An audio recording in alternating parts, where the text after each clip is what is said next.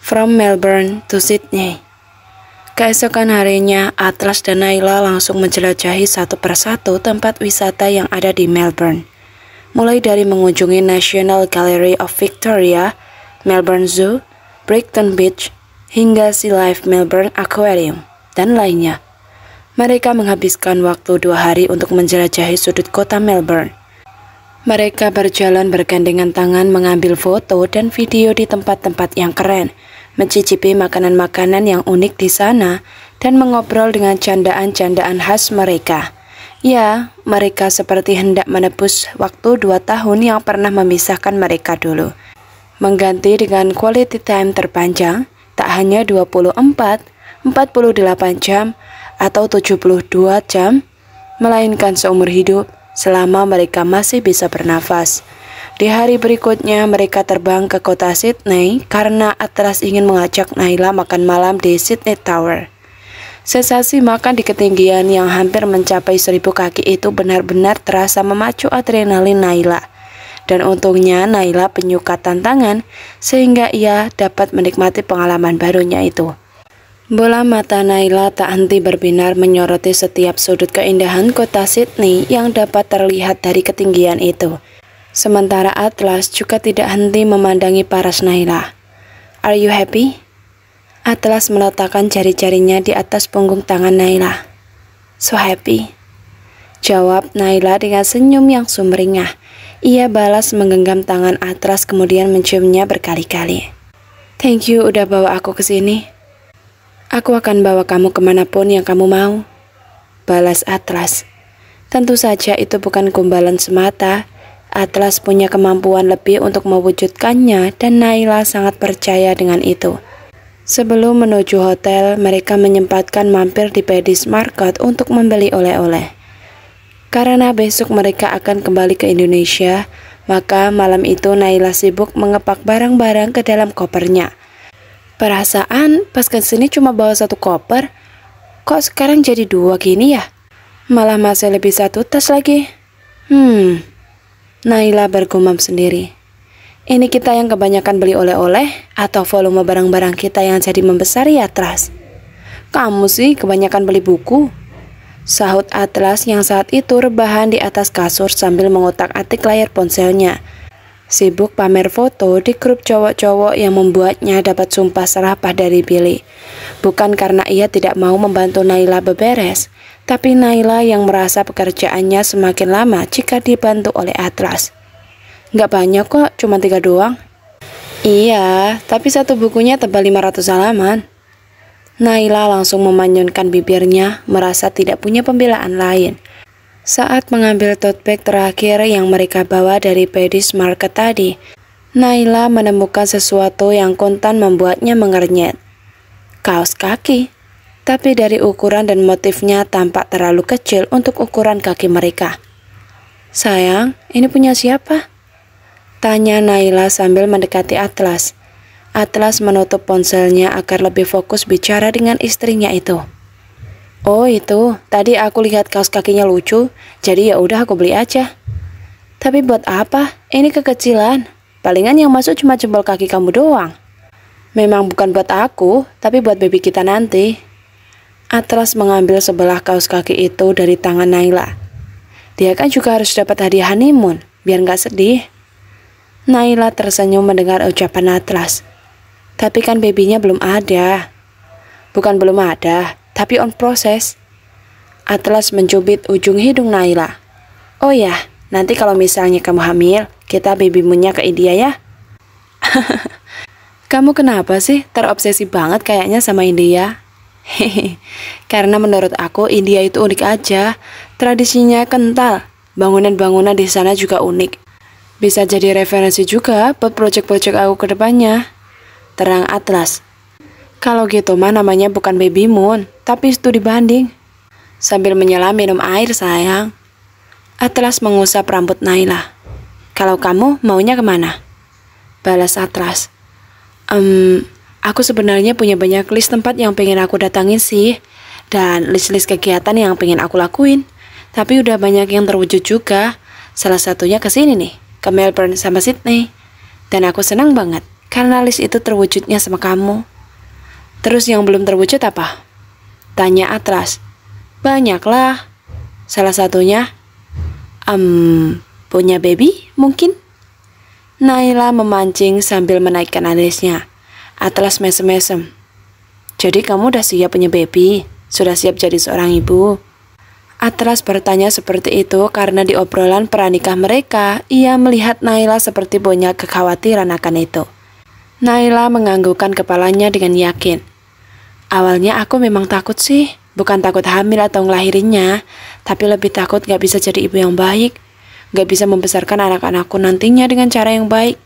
Tapi setelah aku memperhatikan mami, kemudian mama kamu, dan Oma Stella juga, aku jadi mempelajari bahwa setiap wanita itu punya cara yang berbeda untuk membesarkan anak-anaknya. Dan setiap cara itu tidak ada yang salah, jadi aku merasa lebih siap. Sini peluk dulu. Atlas merentangkan tangannya. Naila menjatuhkan tubuhnya dalam pelukan Atlas, tapi beberapa detik berselang, ia menarik tubuhnya lagi. Tapi tunggu. Kenapa lagi sayang? Aku kepikiran sesuatu. Iya, apa? Kalau nanti aku udah punya baby, kira-kira kamu masih sayang sama aku nggak? Atlas spontan tertawa mendengar pertanyaan itu dari Naila, terlebih melihat ekspresi Naila yang terlalu serius. Atlas, ini pertanyaan serius, jangan dibawa bercanda. Kamu masih sayang sama aku nggak? Kamu aneh-aneh aja deh pertanyaannya. Tentu masih sayang, Nay. Salah. Bukan masih sayang, tapi makin sayang. Terang Atlas. Kalau misalnya aku jadi gendut, badan aku nggak mulus lagi, terus jadi jelek gimana? Yang namanya orang hamil pasti gendut. Kalau badan jadi nggak mulus juga bisa jadi. Tapi kalau kamu jadi jelek, itu mustahil. Soalnya cantiknya kamu kan nggak ada kadaluarsanya.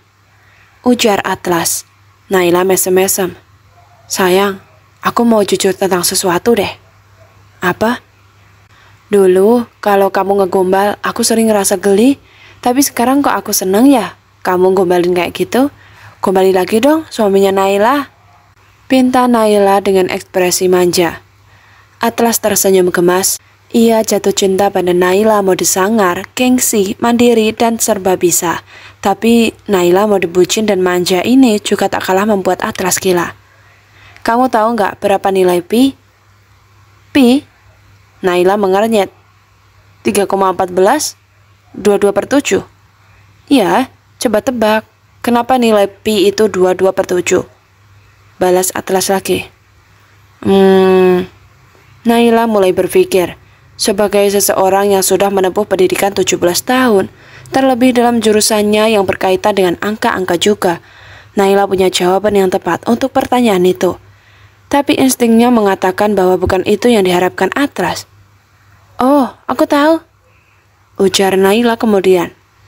Karena kalau 24/7 itu cinta kamu ke aku, ya kan? Naila menaik-naikkan alisnya. Ya, kok tahu sih? Atlas mendesah kecewa. Habisnya pola gombalannya kayak ABG. Tapi kan seenggaknya kamu pura-pura nggak tahu. Naila tertawa. Susah emang punya istri kelewat pintar. Ya udah deh, ulangi lagi deh. Kali ini aku pura-pura nggak tahu. Udah keburu males main gombal-gombalan. Dengus Atlas. Terus maunya main apa?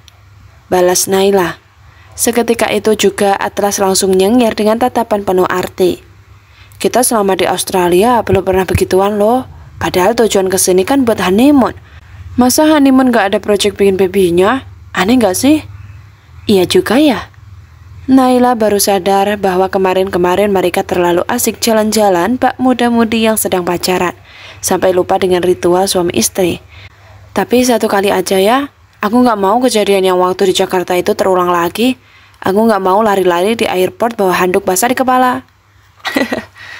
Atlas tertawa mengingat kekonyolan mereka beberapa hari yang lalu itu. Ya udah, 1 kali, 2, please. Lah, malah nego. Naila bangkit berdiri, tapi Atlas langsung menarik pinggangnya. Atlas tunggu dulu, aku mau nutup koper dulu. Nanti aja. Zona cewek. Sepulang dari honeymoon, Atlas langsung memboyong Naila ke apartemen. Tapi mereka tidak punya waktu untuk beristirahat lebih lama, karena 1 hari setelah itu mereka harus kembali ke rutinitas semula melakukan pekerjaan masing-masing. "Jadi nanti kamu pulangnya jam berapa?" tanya Naila saat menyiapkan sarapan.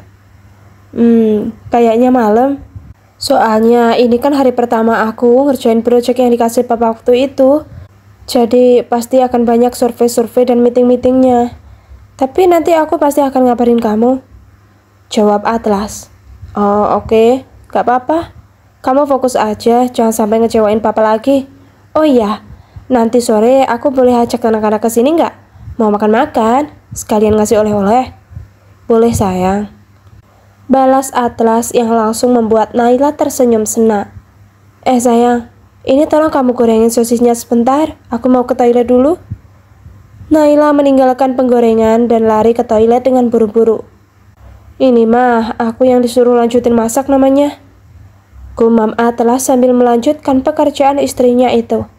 Hingga beberapa menit kemudian nasi goreng sosis itu pun sudah jadi, tapi Naila belum kembali juga dari kamar mandi. Karena merasa terlalu lama, Atlas pun menyusul Naila ke kamar mandi. "Nay, are you okay?" Terdengar suara keran di dalam dan tidak lama kemudian Naila keluar dari kamar mandi dengan mata yang merah seperti baru menangis. "Kamu kenapa?" tanya Atlas dengan wajah penuh kekhawatiran. "Aku datang bulan," jawab Naila sambil menundukkan kepala dan mengusap air matanya sendiri. Atlas mengangkat alis. Masih ada yang terasa janggal di benaknya. "Terus kenapa nangis? Sakit apa gimana? Atau mau ke rumah sakit sekarang?" Naila menggeleng dan malah makin menangis. Wanita itu mulai terisak. "Kalau aku datang bulan, itu artinya proyek bikin baby kemarin-kemarin itu gagal," tangis Naila dengan nada kecewa. Atlas melongo beberapa saat. Datang bulan berarti tidak hamil. Oke, Atlas paham itu. Tapi yang tidak Atlas mengerti kenapa Naila sampai menangis seperti itu. Udah jauh-jauh ke Sydney bikin baby, ternyata malah gagal. Atlas tersenyum kecil sambil merengkuh Naila ke pangkuannya. "Gak apa-apa Naila, namanya juga usaha. Kadang ada yang gagal, kadang ada yang berhasil. Lagian kalau gagal, kan nanti bisa dicoba lagi." Atlas membujuk sambil mengusap kepala Naila. "Udah, jangan nangis ya. Tapi aku kan udah ngecewain kamu. Kamu udah beli kaos kaki bayinya, tapi bayinya malah nggak jadi," tangis Naila. "Enggak, aku nggak kecewa. Lagian itu kaos kaki bayi nggak bakal basi juga sampai 10 tahun. Nggak apa-apa sayang, nggak apa-apa," Atlas meyakinkan Naila. "Jangan nangis gitu, nanti mahasiswa kamu ketawa, masa dosennya cengeng." Naila juga tidak mengerti kenapa ia jadi secengeng itu hanya karena perkara datang bulan. Mungkin karena merasa dirinya sudah memberi ekspektasi tinggi pada Atlas dan kini merasa dipatahkan oleh ekspektasinya sendiri. Atlas menuntun Naila untuk kembali ke meja makan. Mereka lanjut sarapan tanpa menyinggung lagi perihal proyek bikin baby yang gagal itu. Kemudian Atlas pun mengantarkan Naila ke kampus. Setelah itu barulah Atlas berangkat untuk menemui ayahnya. Sore hari, Naila mengundang teman-temannya yang perempuan untuk datang ke apartemennya. Naila merasa perlu memberi apresiasi juga pada teman-temannya itu yang telah berkontribusi penuh di hari pernikahannya. Sebenarnya, Naila juga mengundang yang cowok-cowok, tapi karena Fatir sedang ada acara, Yuda masih lembur di kantornya, maka Billy pun jadi malas untuk bergabung di circle cewek-cewek itu. "Apartemen Atlas bagus banget ya, Nay," komentar Luna. "Nggak heran lagi sih, rumahnya aja udah kayak hotel," Reva menimpali. "Nyaman gak tinggal di lantai 15 kayak gini, Nay?" tanya Salsa. Nyaman-nyaman aja sih. Tapi sebenarnya kalau untuk jangka panjang, gue lebih suka rumah daripada apartemen. Pengen punya tempat tinggal yang nyentuh tanah langsung, jadi bisa bikin kebun-kebun bunga lucu gitu." Naila mengeluarkan bahan-bahan masakan dari dalam kulkas yang sudah ia persiapkan tadi. "Persis banget pendapatnya sama Yuda," Salsa langsung menyentikkan jarinya. Karena itu tuh Yuda nekat kredit rumah. Padahal aku sudah usul buat tinggal di apartemen aja dulu. Yuda kan workaholic, Sal. Jadi nggak apa-apa punya tanggungan gede. Timpal Reva. BTW, baby lo kenapa nggak dibawa si Rev? Ujar Luna. Gue udah 24/7 ngurusin bayi terus. Mumpung bisa ditinggal sama bapaknya, ya gue tinggal lah. Reva menyahut enteng sambil mengambil pisau. Tapi kalau lo bawa bayi, kan jadi seru, Rev. Gue bisa main-main sama bayi kembul lo itu. Ujar Salsa. Lo kalau mau main sama bayi, minta ke Yuda, jangan minta ke gue. Nah, itu masalahnya. Salsa menghembuskan nafas berat. Melihat ekspresi Salsa yang langsung berubah, Reva jadi merasa bersalah. Sal, sorry ya. Gue tadi gak maksud nyinggung lo. It's okay. Salsa tersenyum tipis. Gue sebenarnya pengen curhat soal ini juga sih ke kalian. Terutama ke lo, Rev. Kok lo bisa sih sebulan habis nikah langsung positif? Gue 6 bulan mens lancar-lancar aja. Rajin gak bikinnya? Cetus Luna asal. 3 kali seminggu. Salsa menjawab blak-blakan yang membuat mereka spontan tertawa. Menyadari bahwa topik obrolan mereka sudah jauh berubah dari semasa kuliah dulu. Jangan ketawa dong. 3 kali seminggu itu cukup kan? Gue baca-baca artikel di Google, katanya nggak boleh tiap hari juga. Lagian lo kalau mau nanya itu ke dokter, bukan ke Google. Semprot Reva. Gue udah bahas itu sama Yuda, mau nyoba konsultasi ke dokter. Tapi kata Yuda jangan dulu. Soalnya Yuda tahu gue tuh suka overthinking. Kalau ke dokter pasti ada aja nemu masalahnya kan. Takutnya nanti malah jadi kepikiran. Kalau udah stres, malah jadi susah hamil ntar. Terang Salsa. Yuda ada benarnya juga sih. Luna mengangguk-angguk. Gak usah terlalu dipikirkan lah, Sal. Let's flow aja. Lagian lu sama Yuda kan belum sampai setahun. Masih belum perlu terlalu dikhawatirkan gak sih? Tetap khawatir sih. Naila menimpali. Gue aja yang baru nikah seminggu terus datang bulan, langsung ngerasa sedih dan overthinking banget. Hah? Lu lagi datang bulan, Nay? Tanya Reva. Naila mengangguk. Pulang honeymoon datang bulan. Gak lucu banget kan? Lah, gue kira si Atlas talk-chair sekali tendang langsung gol. Komentar Reva. Ups. Di detik berikutnya, Reva merasa ia salah bicara. Bercanda, Nay. Reva nyengir memasang tampang mengaku salah. Sementara Luna melemparkan tomat cherry pada Intan yang sedari tadi rebahan di sofa sambil membaca buku. Woi Intan, soraknya.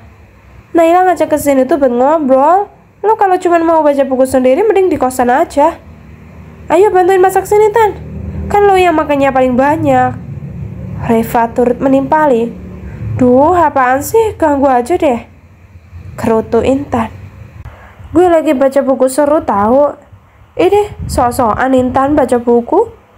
Ledek Salsa. Ini buku baru, karya penulis baru juga. Isinya tentang senandika, kesepian, kesendirian, patah hati. Pokoknya relate banget sama hidup gue. Papar Intan. Bodoh amat. Kita gak mau tahu soal tuh buku. Yang paling penting sekarang lo tuh gabung ke sini. Paksa Reva dengan galak. Yes. Dengan wajah masam, Intan menghampiri teman-temannya itu. Lagian kalian ngobrolnya tentang pernikahan, tentang bikin-bikin anak, nggak relate sama gue. Sungut Intan. Ini sekalian jadi pembelajaran buat lontan, sex education. Luna aja tetap nyimak tuh. Ujar Naila. Intan menghela nafas. Sambil menggigit apel yang ada di meja, Intan berkata, kalau mau hamil, ada beberapa yang harus diperhatikan saat berhubungan. Pertama, masa subur, yaitu di hari ke-10 sampai 17 setelah hari pertama haid. Kedua, kayak yang dibilang Salsa tadi, nggak boleh terlalu sering yang sampai sehari 3 kali juga, karena nanti kualitas sperma cowok jadi nggak sempurna. Dalam 3 hari sekali, it's better. Ketiga, posisi misionaris yang memiliki peluang terbaik untuk cepat hamil. Wait. Misionaris apaan? Potong Reva. Astaga, lo udah nikah kok malah gak ngerti sih? Misionaris itu yang ceweknya di bawah. Terang Intan. Oh, Reva membulatkan mulutnya. Kalau what? Alias cewek di atas, itu malah susah buat hamil. Lanjut Intan. Ya, padahal what yang lebih enak ya, desah Salsa. Naila spontan menggulung senyum dengan wajah yang memerah. Jadi ikut membayangkan juga kegiatannya di atas ranjang bersama Atlas. Oh iya, satu lagi, ujar Intan.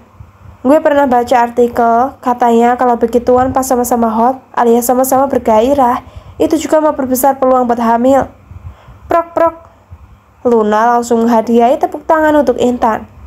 Ternyata jomblo satu ini expert banget ya.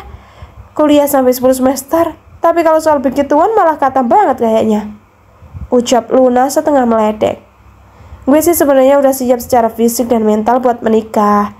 Cuman jodohnya aja yang nggak tahu nyasar di mana. Makanya lo Sherlock, biar doi nggak nyasar, aktifin GPS lo, balas Reva.